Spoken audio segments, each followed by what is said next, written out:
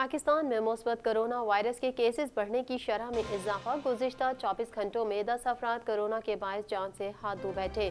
मुल्क भर में मजमूई केसेस की तादाद 3,25,480 हो गई। कायमा कमेटी कानून और इंसाफ ने कुलभूषण को अपील का हक देने का बिल मंजूर कर लिया। मुस्लिम लीग नून, पीपल्स पार्टी और JUI की बिल की मुखालफत, बिल के हक में 8 जबकि मुखालफत में 5 वोट आए।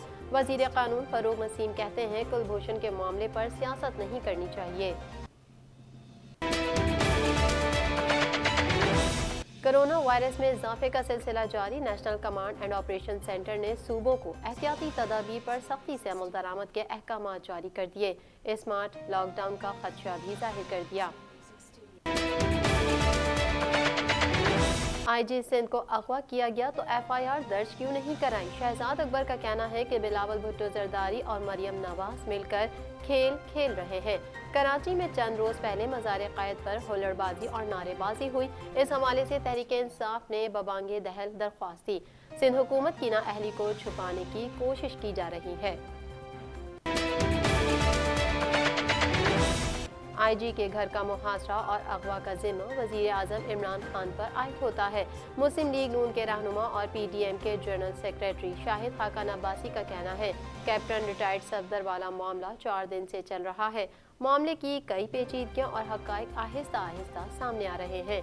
मामला बहुत संगीन है, आइन को तोड़ा गया। सिक्योरिटी फोर्सेस की कार्रवाई। बलूचिस्तान में दहशतगर्दी का बड़ा मंसूबा नाकाम। बड़ी मिकदार में धमाका खेज मवाद बरामद हुआ है। दहशतगर्दी में इस्तेमाल होने वाला सामान मुमकिन तौर पर हाल ही में अफगानिस्तान से लाया गया।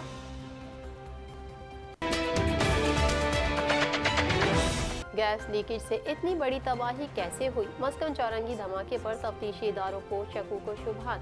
तहकीकी इदारे ने धमाके की वजूहात जानने के लिए बारीक बीनी से तहकीकात का आगाज कर दिया।